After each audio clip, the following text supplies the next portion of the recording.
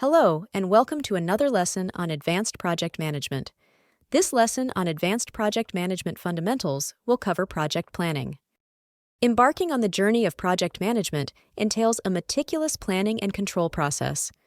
From outlining project requirements to executing the defined tasks and adjusting plans as needed, the first part of today's lesson will focus on the pivotal stages that shape project success, with direct attention on conception, execution, and adaptation.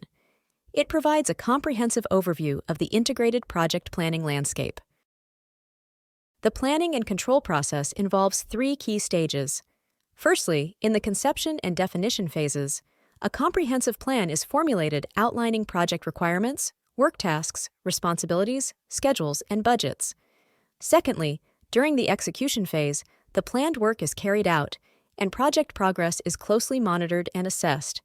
And thirdly, if needed, corrective action is implemented or adjustments are made to the requirements of the plan. This lesson provides a broad perspective on the planning process and project scope definition and introduces the concept of the integrated project plan. At the beginning of a project, top management authorizes the initiation of planning shortly after receiving a business need, contract request, or request for proposal. This authorization unlocks funds for an initial plan, schedule, and budget, solidifying the contract and justifying comprehensive funding and work authorization for the entire project. Following the definition of detailed system requirements, the preparation of an elaborate project master plan results. For internal projects, the project charter is distributed to stakeholders, providing a brief overview of the project. A project manager, if not already appointed, is now identified to oversee the planning process, building upon the initial plan crafted for the proposal, business case study, or charter. As each project is unique, there's no predefined method for execution, and planning serves the purpose of answering new questions that arise.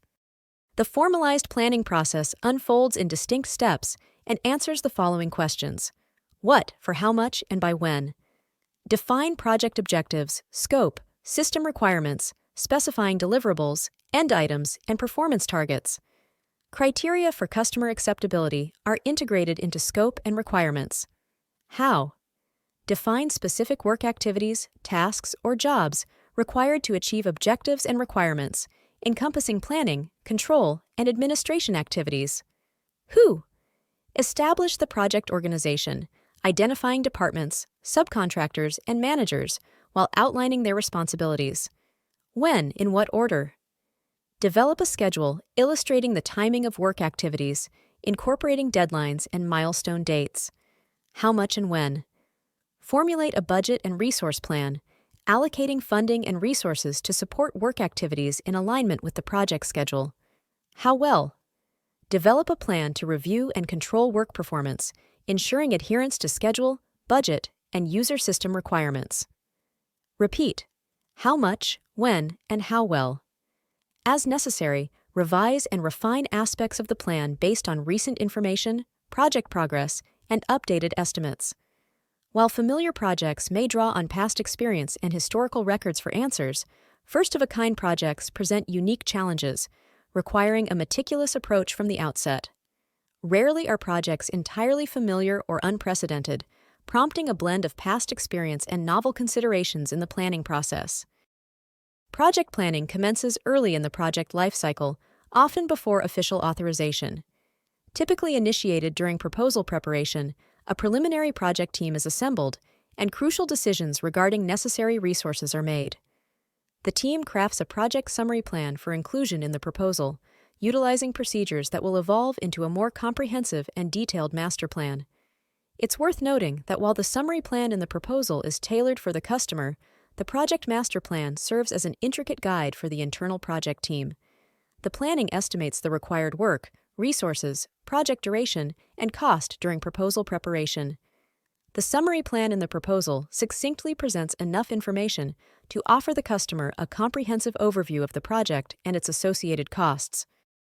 The primary objective of developing the project master plan is to dive into its intricacies, creating a detailed roadmap that will steer the project team throughout its execution.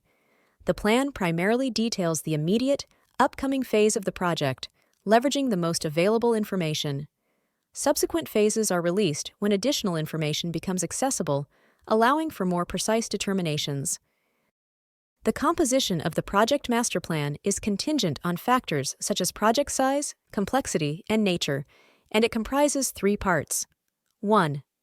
Project overview, scope, charter, or statement of work, concise project description for management, customers, and stakeholders, brief overview of objectives, overall requirements, constraints, risks, problem areas, and solutions, master schedule featuring major events and milestones.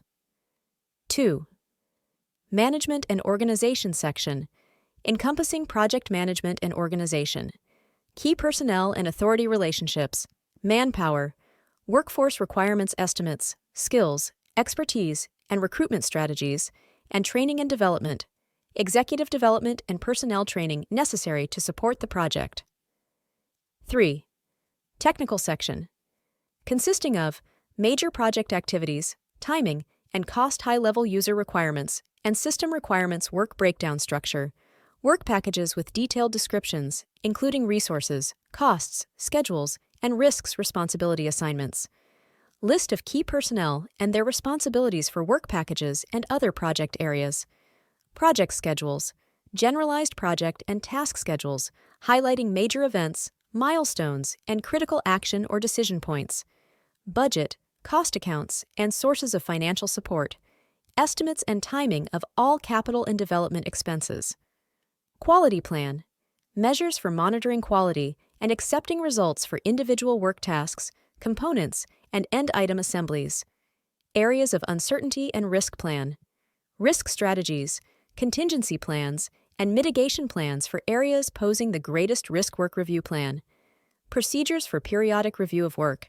specifying what is to be reviewed, by whom, when, and according to what standards testing plan may be included in the work review plan, list of items to be tested, test procedures, timing, and persons responsible, change control plan, procedures for review and handling of requests for changes or de facto changes to any aspect of the project documentation policy or plan, list of documents to be produced, format, timing, and organizational methods, procurement policy or plan, policy, budget, schedule, plan, and controls for procuring goods, work, and services externally implementation plan, procedures guiding customer conversion to or adoption of project deliverables.